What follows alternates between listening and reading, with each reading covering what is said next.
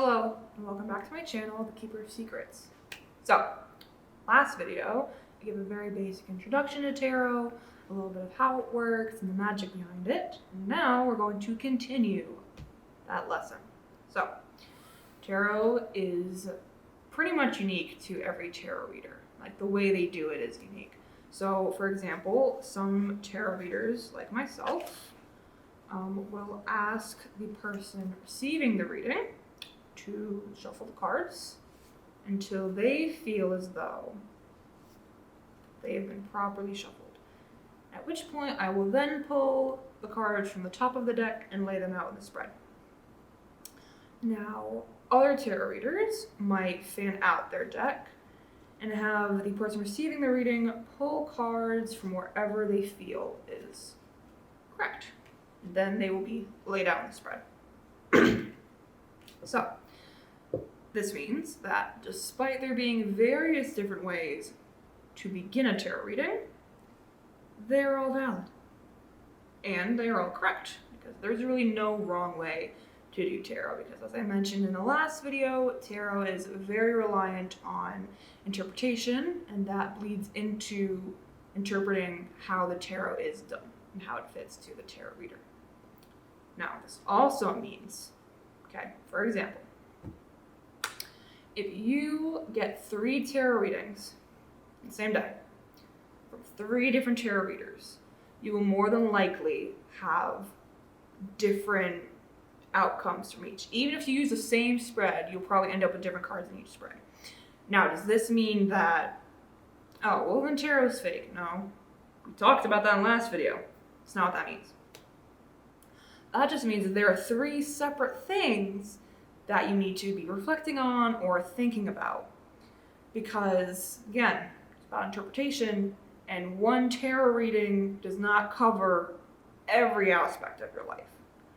So, different tarot readers, different outcomes, however, still correct and true results. Now, tarot reading is also reliant on the type of deck of tarot cards that you use. So, this deck right here is my first tarot deck that I actually got from Five Below, and I love these cards because they are very easy for me to read and interpret because the meanings are on the bottom of each card, which is really nice because there's a lot of cards, they're very difficult to remember. Now, this other deck I got from the Renaissance Fair 2 years ago, I think. And they're different art style, and also different in the sense that these cards do not have meanings on the bottom. But this deck did come with little cheat sheets which give like 1 or 2 words about like the meaning of the card, so that way, you know, if you are able to remember some of the meanings, it's just a little like, this is what it is. It's like, oh my god, I remember now, because there are some cards that I do kind of remember, but they're always a little tricky to remember because, again, there are so many of them. This deck also came with a little booklet that goes more in depth and like gives like a more full meaning to each card.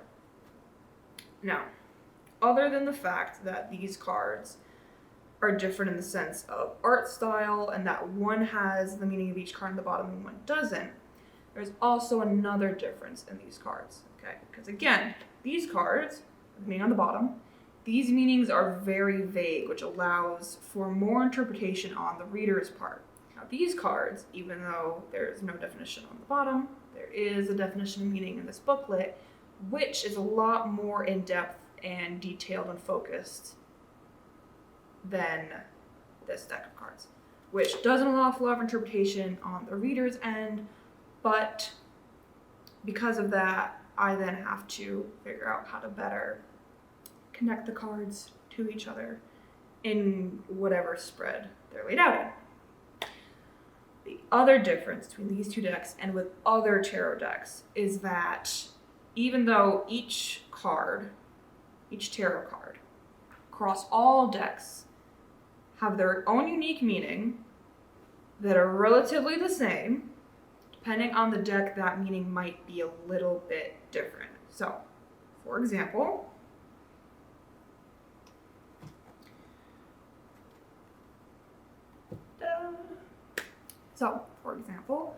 the Justice card in this deck, the meaning at the bottom is legal situation or document, police, finding out the truth in the matter affecting the balance.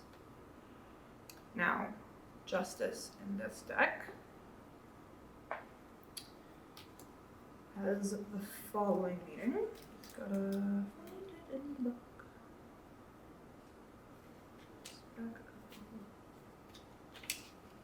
It's a very tiny little booklet.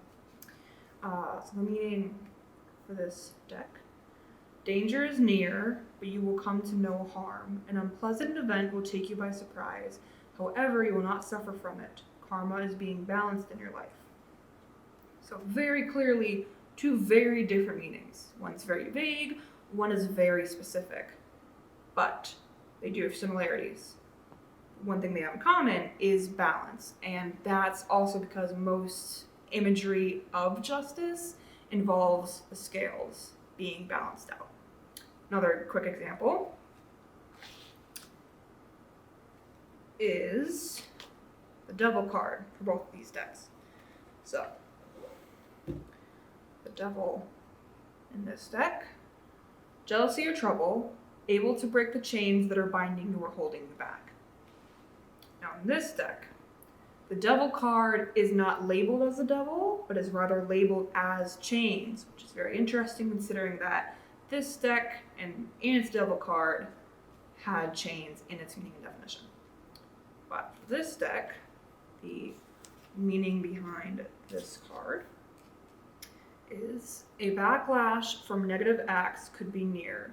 Learn to control negative impulses. This card always warns against obsession and illusion. So, again, very different meanings, interpretations, but similarities.